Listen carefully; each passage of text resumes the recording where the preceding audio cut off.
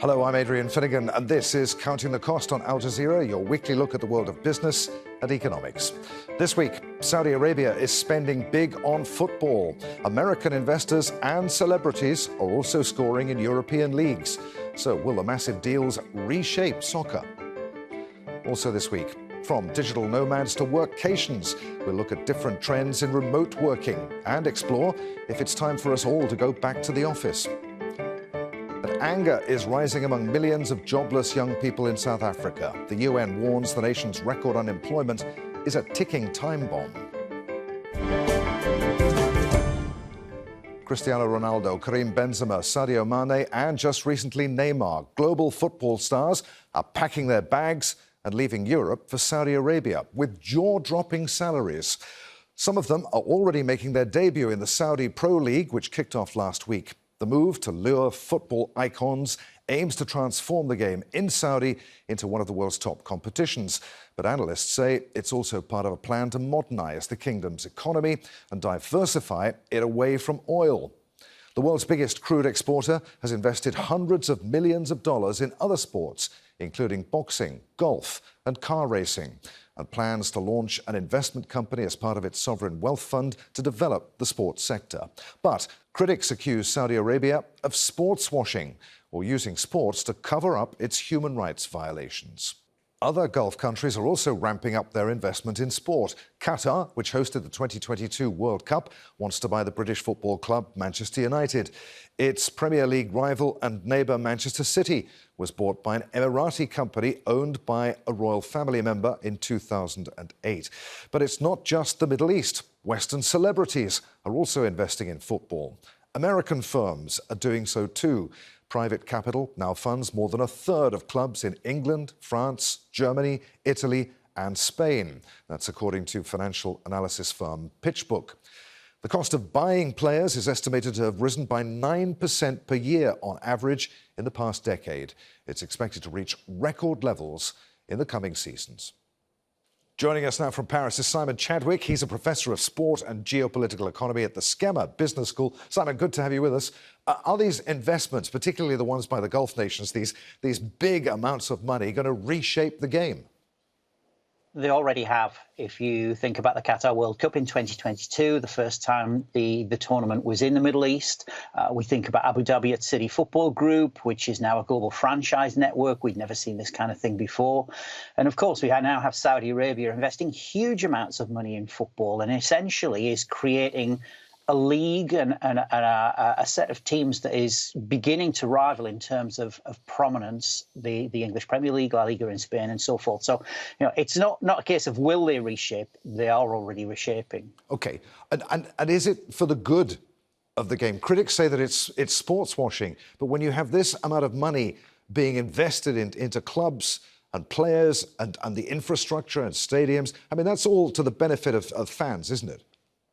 I think what's important to say is this is the global game, and one of the reasons that we're all engaged with the sport is because it's the global game, and yet for long periods of time, essentially European football has dominated. Obviously, South American football has been very strong, but football elsewhere in the world certainly hasn't had the prominence or the attention of some of those European nations. At the same time, obviously, there are huge investments in infrastructure, in creating competitions, in even delivering content to viewers around the world. So there have been improvements. Of course, I think one of the big concerns is about competitive balance.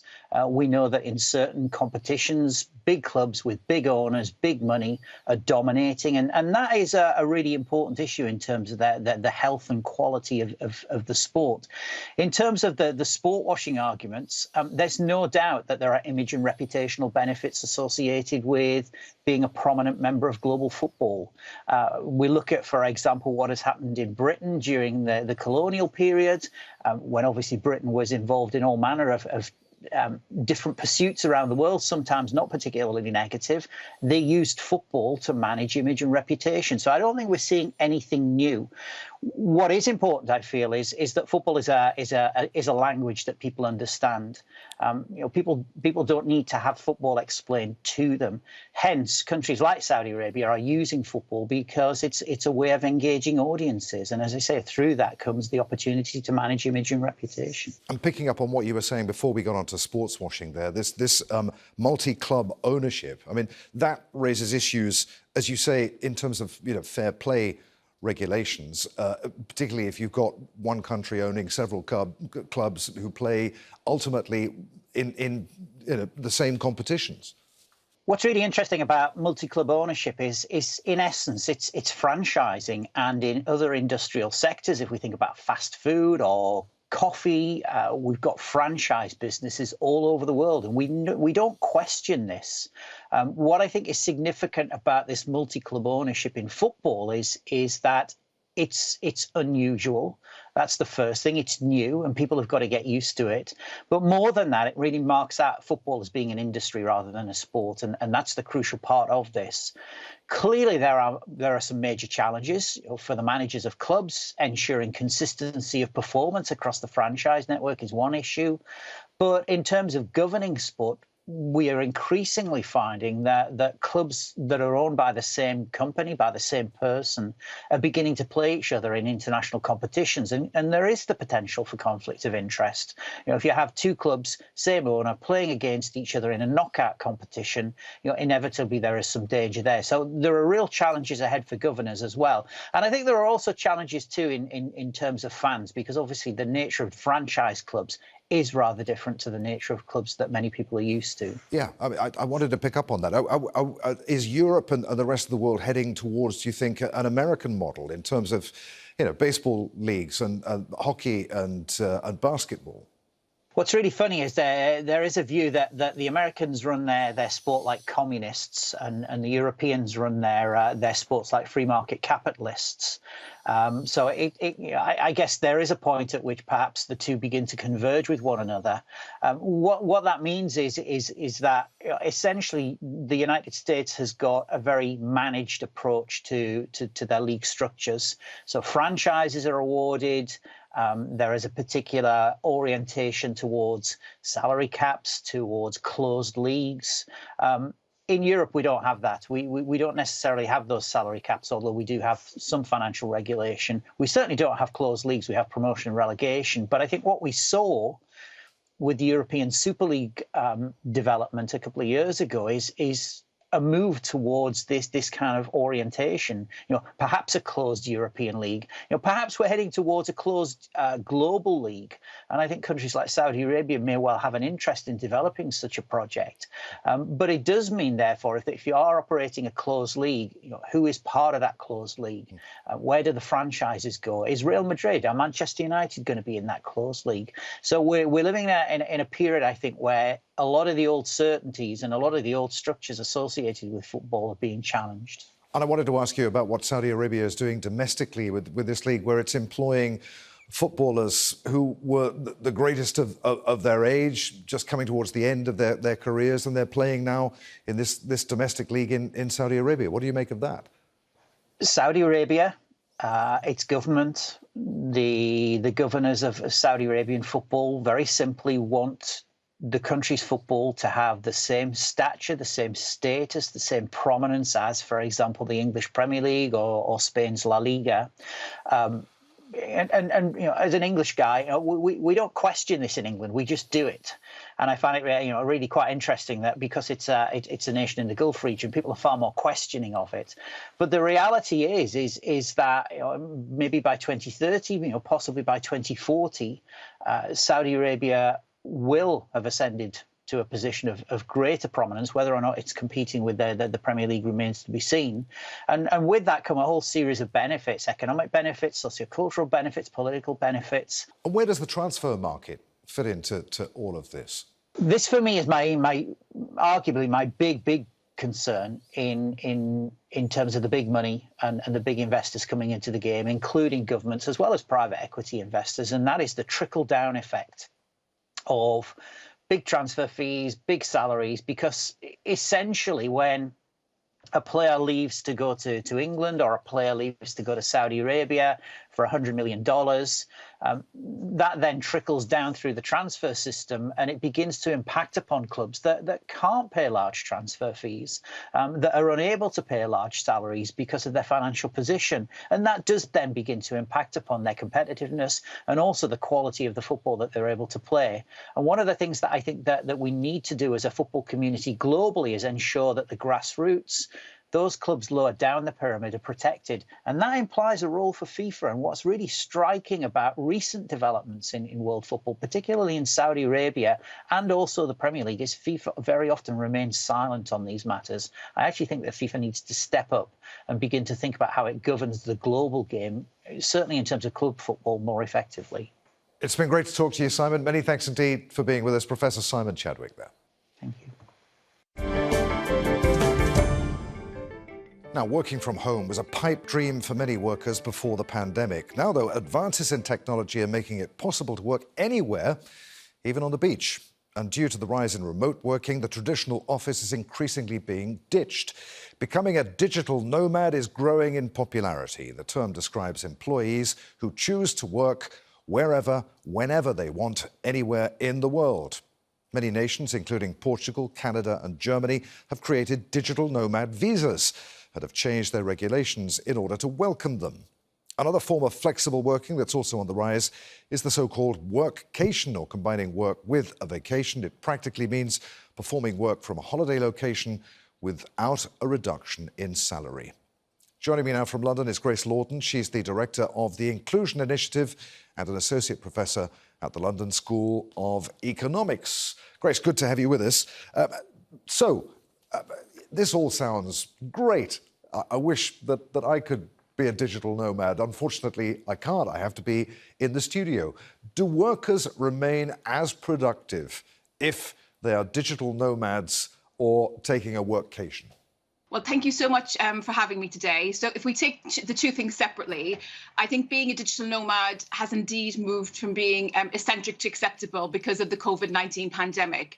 But it is pretty limited to people who are working in the gig economy or freelancing. In most countries, data is actually limited. But if you look at the United States, there is a survey that found that 16.9 million American workers currently describe themselves as digital nomads, which is an increase of about 131% since the pre-pandemic year. And when we think of US digital nomads, the people who are most likely to be are younger and males. So young males are more likely to choose that lifestyle. And they tend to work in information technology, creative services, education and training, areas where it's possible to get contract work, but potentially not permanency. Now, workcation is something different. It's basically your company saying for a certain number of weeks of the year, it's fine for you to leave the city or the area in which you work and to go and be anywhere you want. So you can be on the beach, you can be skiing, you can use your imagination. Google is a good example of this, who now offer 4 weeks of workcation. And then to the question of productivity, am I more productive when I'm on a workation? Am I more productive when I'm a digital nomad? The really short answer to this is that we just don't know. So companies really haven't taken seriously linking the types of working that they're doing. So whether or not somebody's in the office for a set number of days, whether or not they're workation, whether or not they're working digitally with productivity. So what we're finding is that different companies are offering different types of things to employees depending on who happens to be in charge. So I think these choices about whether or not I take digital nomads or workation is down to management more than anything linked to productivity. It does depend upon, as you say, who's in charge. I mean, Google has a reputation for being a very cool company to work for, but I can imagine some people watching this thinking, my boss would never accept anything like that. I mean, I think that the Google strategy is actually a very sensible one because, you know, it allows them retain people who have children, for example. So workcations are very popular among parents who have young children, where they can leave the cities in which they're working and go to an area, perhaps where the grandparents are for a number of weeks, and get support during those school holidays. So when we conjure up these kind of images of coolness, we don't often think about people who are juggling childcare, but workcation really allows, I think, across the board, all employees to have better work-life balance. So it mightn't hit on productivity in the weeks that they're away, but I'm willing to bet it would improve retention. Having said all of that, Grace, but I mean, hang on a second. I'll be back with you in just a moment. Tech giants who had told their employees they could work from home indefinitely a few years ago now appear to be reversing course. Amazon, for example, has started to track and penalise workers who don't spend at least 3 days a week in the office. The list of companies ordering workers back into the workplace also includes the aforementioned Google, Meta, and Zoom. Other firms, including Disney and Starbucks, are also asking employees to spend more time at the office. Grace, are companies then having a rethink about how all of this actually works and who can work remotely? I think the answer is yes. So I think, within companies, they're realizing that when people work fully remotely, their attachment to the company might go down and they might go off and do other activities that wouldn't necessarily enhance the productivity for the company. The academic evidence does show that remote working itself can enhance productivity for most jobs, but it should be coupled with time in the office for those jobs that require innovation, creativity, or some aspect of service. So unfortunately, it doesn't say anything about set days. And unfortunately, again, firms have not experimented with what is optimal time to be in the office. And as you said, have now turned to demanding people are back in the office for a set number of days. And they're doing this with a certain amount of resistance. So I think it's kind of worth bearing in mind that when we see these number of days that are going up for companies, these are just shots in the dark. There's no evidence to suggest that these particular number of days will actually help employees be productive. And in fact, the evidence suggests that it should be done on an occupation and a team level rather than done on a company or a function level. And picking up, Grace, on what you were saying about productivity, many employees pushing back against the return to the office say they're more productive working remotely. One survey, though, doesn't support that view. Participants who worked fully from home were 18% less productive than those in the office. That's according to economists from the Massachusetts Institute of Technology and the University of California. They say one of the reasons behind the decrease in productivity is communication challenges. Other studies found that hybrid work had no significant impact on productivity, but that employees were happier and less likely to leave. And Grace, I suppose, that comes to the nub of it, doesn't it? If we're happier, ultimately, we're going to be of more value to our company, even if we're a little less productive than if we were in the office. I'm not sure I agree with that. I think you could be perfectly happy, skiing and surfing and not doing any work. So I think we kind of have to take the evidence as it is, which is mixed. It's important to remember that all of these studies look at different types of the population. The one thing we know for sure, which is what you're alluding to, is that employees themselves much prefer to have autonomy in their work. They much prefer to work in kind of a hybrid work environment. And in fact, our research suggests that employees will come into the office when they're needed to collaborate or to fulfill operations. So for me, I would like people to move to remote first working, where we see individuals really getting serious about when do we need people to be in the office to be productive and otherwise let them have autonomy. I should also say that our own research showed about a year ago now that employees were pushing back. So what that meant was that there was a set number of days being suggested by these huge companies who are listed on stock exchanges all over the world, and employees were simply ignoring it and continue to doing what they want to do. And what's interesting about what's happening with Amazon now and other companies who are moving to penalizing the employees is that these companies recognize that power has moved for most occupations, but not all, from the employees to the employers, meaning the labour market is actually quite bad if you're job searching at the moment. And leaving aside digital nomads for a moment, of whom I am insanely jealous, if only I were 30 years younger, is it time really that the rest of us should stop living in cloud cuckoo land here? Work is work. We're supposed to go to the office. Are the days of remote working coming to an end, do you think, or is this just a trend that's here to stay? Well, I'll leave it with your employer, but I could imagine a world where you actually are a digital nomad and you go around and you deliver shows like this from different corners of the world. But for the general question, if you want to have maximum productivity, we should focus on experimenting and quantifying what is the optimal time for folk to be in the office to satisfy productivity and demands. And I think we will have for as a legacy some people who are in the gig economy who are nomads that are more than the proportion before. I think we will have as a legacy hybrid working where people are in the office for a particular amount of time and out of the office for a particular amount of time. I think what's unfortunate is that the model of hybrid working looks to be a set day model. So that means that some companies will insist on 2 days, some 3 days, some 4 days and 5 days. And that policy in itself will have impacts on who's attracted to go into those companies. Yeah, counting the cost, coming to you this week from the beach on the Côte d'Azur. I like the sound of that. Grace, many thanks indeed. Always great to talk to you on Counting the Cost. You're amazing. Thank you so much. Bye. Now, from the capital, Pretoria, to the townships, millions of people in South Africa are struggling to find a job. The nation's official unemployment rate is running at nearly 33%. It's even higher among young people. The United Nations describes the situation as a ticking time bomb. It's worried that joblessness could increase poverty and fuel social unrest. Well, the government's recently taken measures to increase employment rates by helping entrepreneurs start businesses. President Cyril Ramaphosa has introduced a controversial law that allows racial quotas to tackle job inequality among black South Africans. Opposition parties have protested against it, saying that it discriminates against minority whites, Indians, and people of mixed race. Joining us now from London is Razia Khan. She's the Managing Director and Chief Economist of Africa and Middle East Global Research at Standard Chartered Bank. Razia, welcome to Counting the Cost. Why would the UN describe South Africa's unemployment problem as a ticking time bomb? Of the economies, the G20 economies that typically do produce unemployment data, South Africa has always had a structurally very high level of unemployment.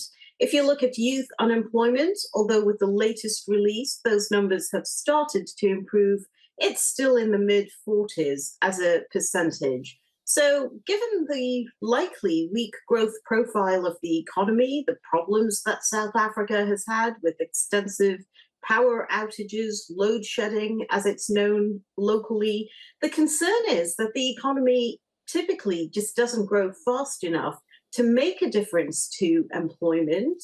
Of course, there were some pleasant surprises with the latest release, but in overall terms, the big worry is that this could lead to greater social discontent over time. And what are we to make of these controversial race quotas for jobs, the Employment Equity Act? Is that going to do anything to solve the problem?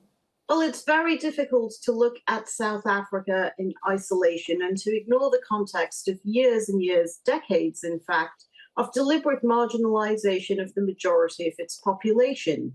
What is the best way to fix this going forward? Yes, anything that results in a higher growth rate, that can create expectations of faster growth, especially private sector-driven growth, which could lead to sustained employment gains, would be a good thing.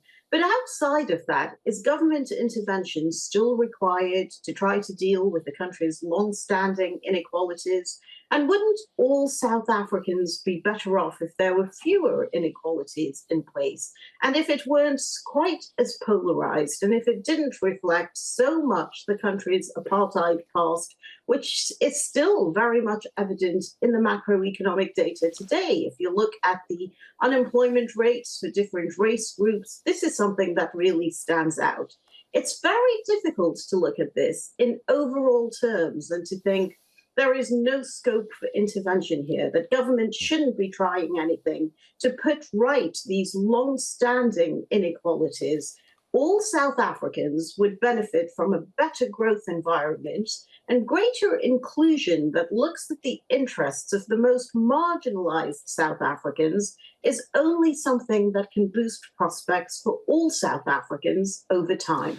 So what should the government be doing to tackle the overall problem here? Should it be focusing solely on unemployment or fixing other areas of the economy and then employment will naturally improve?